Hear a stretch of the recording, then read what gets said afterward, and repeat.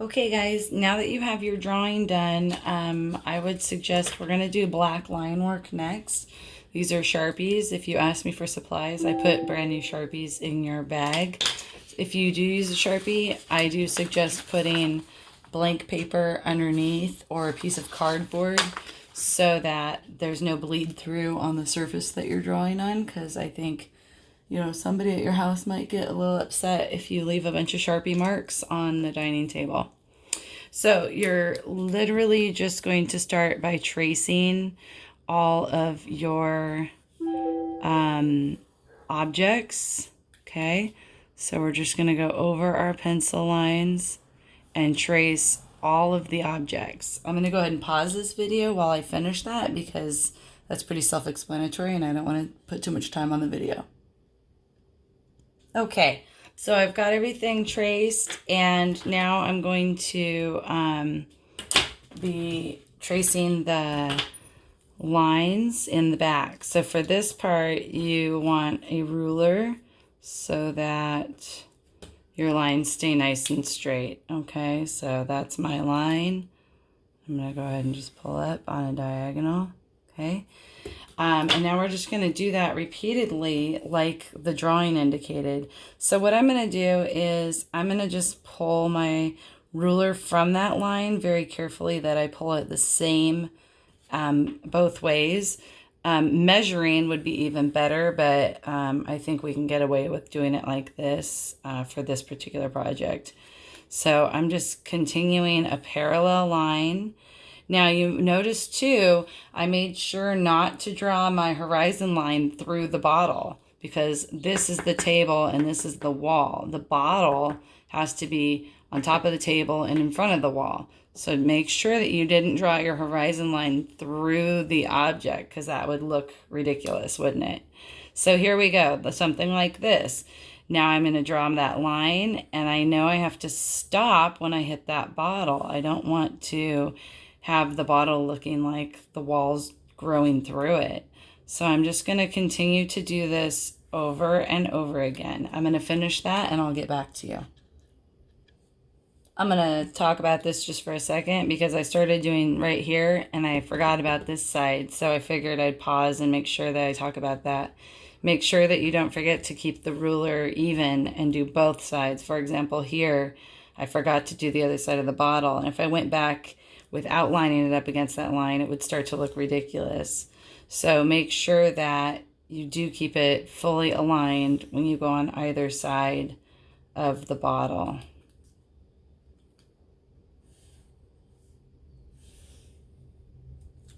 I'm going to finish up. I'm now going to go ahead and do the horizontal lines to show the surface of the table. It was important that we shifted the wall lines to look diagonal when the table lines are horizontal.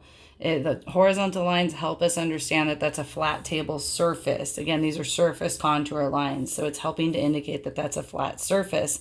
The wall is also a flat surface, but if I drew the lines horizontal, you would never know the difference between the wall and the table. So that's why they're on an angle. We could have gone vertical, but then that would start to get confusing with the bottles. So going on a diagonal allowed for us to understand that this is a flat surface, but it doesn't conflict with the horizontal table or the vertical bottles. I'll get back to you. Okay, now we're going to tackle the more complex stuff, which is the bottles and shapes. So let's start with the box. For the box, again, you still might want to use your ruler. We're going to follow the outer edge. So very important when you're doing the surface contouring is that you're following the outer edge. Okay, just like that, keeping them parallel all the way. Don't let them converge. Don't let them get wobbly. Don't let them get messy. Don't let them change width too much because You want this to appear like a consistent side.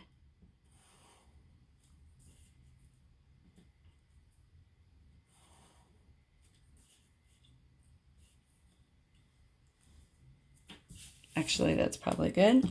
And now on this side, I'm actually going to extend for the purpose of this drawing. It's a little different on your slide.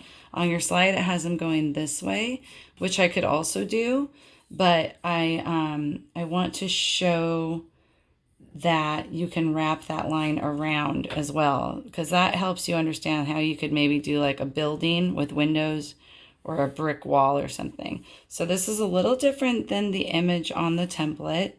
It's the same concept. We're using straight lines that follow the outer edge, which is creating the illusion of a flat side space.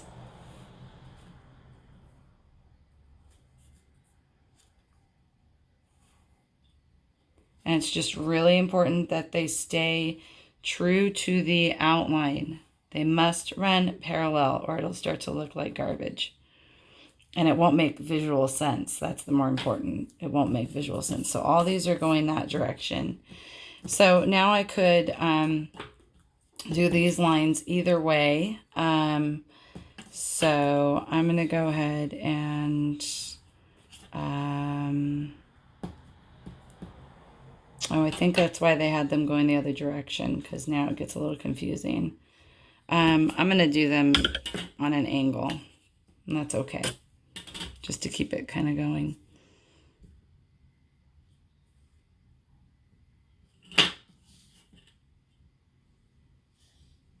Because any flat surface can have like an angle.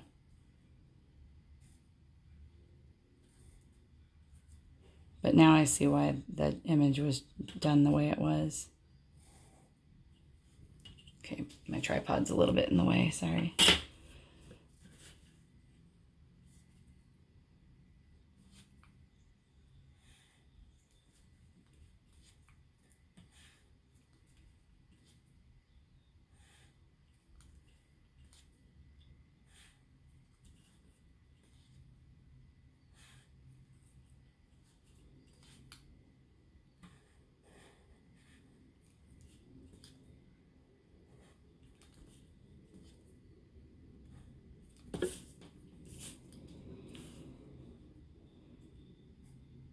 You can do them either way.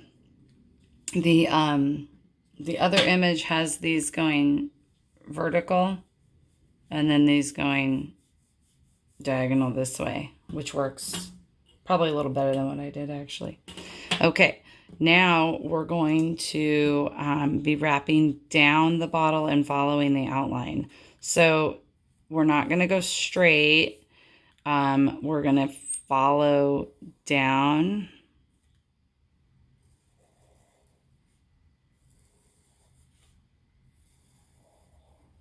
Okay. And we're going to follow down, and we're just going to kind of work our way to the middle.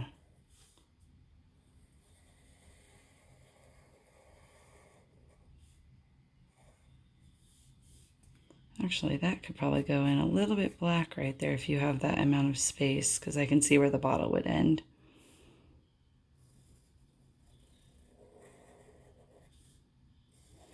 So we're just following the surface contour.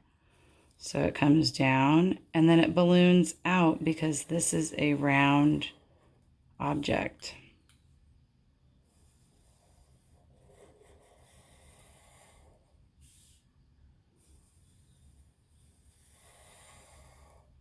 Okay, and then we might even have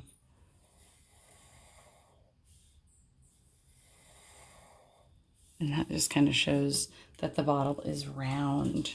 So we can see by this curve that it's not straight. Okay. And then there might even be a little bit of shading in there, showing that the bottle drops straight in. Notice that I used more lines that time to make it seem a little darker. So again, that's the density of line will give you a darker value. Okay. So same thing here. I'm going to drop those lines straight in. making it look like a darker vessel. And then this time I'm going to follow the outer contour, okay? So I'm going to follow this contour. That's the bottom contour I'm following.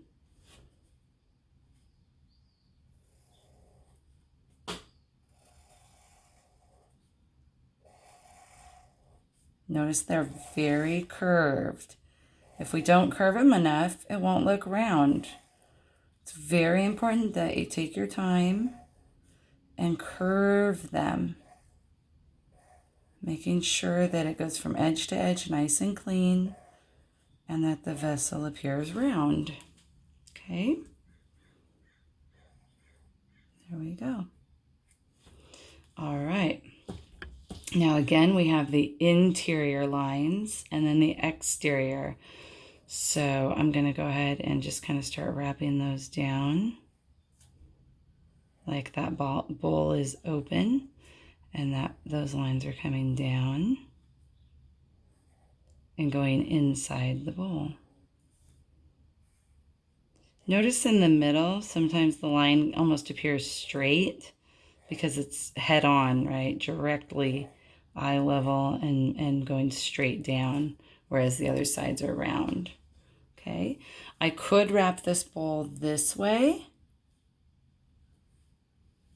or I could wrap it this way. I'm going to wrap it this way to show its length, okay? So we're going to come around, and I'm just kind of hooking it to make it appear that it's round.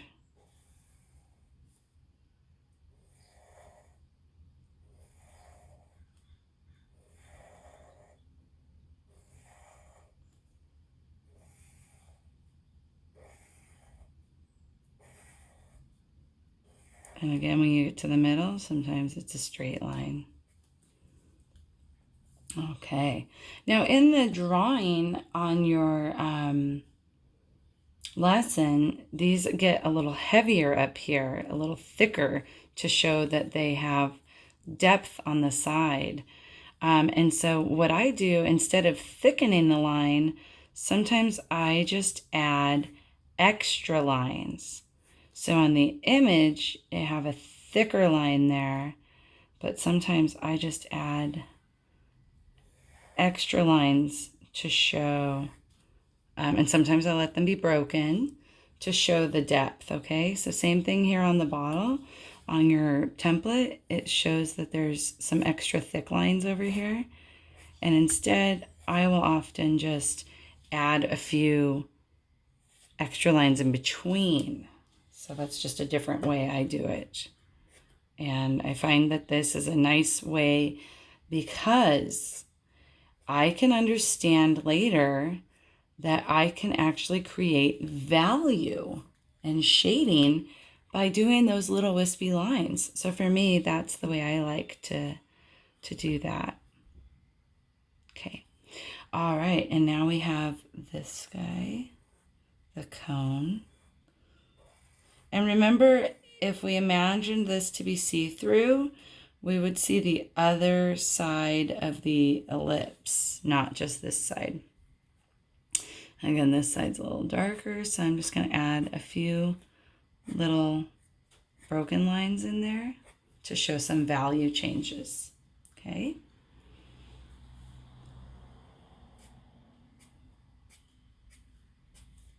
So wherever you saw them do thicker lines on your template, you could do what I did with the thinner lines. Maybe we just put one more on either end of the bottle too. Because when something is round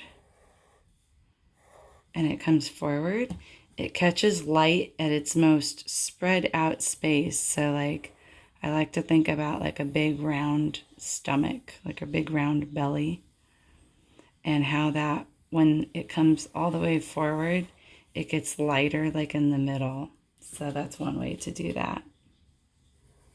There we go. Okay, now we're going to do the sphere. So the sphere, you just kind of think about where the top is going to be, where the shine spot might be, and you're just going to curve it to match the curve of the ball, which is this curve here. So we're matching that curve, the outline. You're always matching the outline. Okay, now we want to say that it's a little bit darker over here. So I'm going to come out just a few little lines there. Okay. All right. And also maybe this side of the box is a little bit darker, so I could even put a few more lines in there. And also, you guys, this is where hatching and cross hatching can work, okay? So I could cross hatch that side to make that value seem darker too. I could also have dropped that, I could have dropped a line right here, and that would have made the box look like it was open, okay? So I'm going to take a picture of this for a second.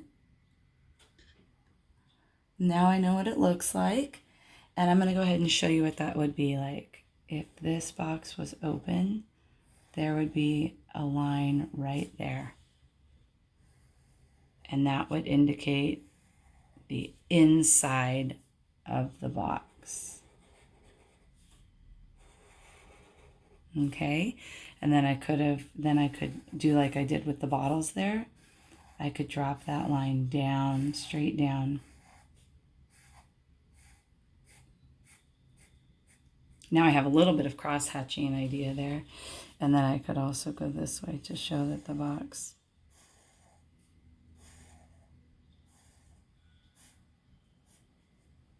that's the inside of the box going down. Those lines should be, these lines should not be diagonal if that's the inside of the box.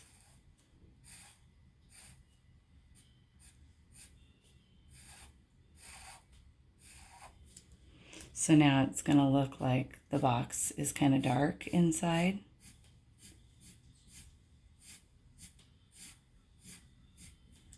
Okay, there you go. And like this is the back side there. Again, trying to get rid of those diagonals. They don't work anymore for this idea.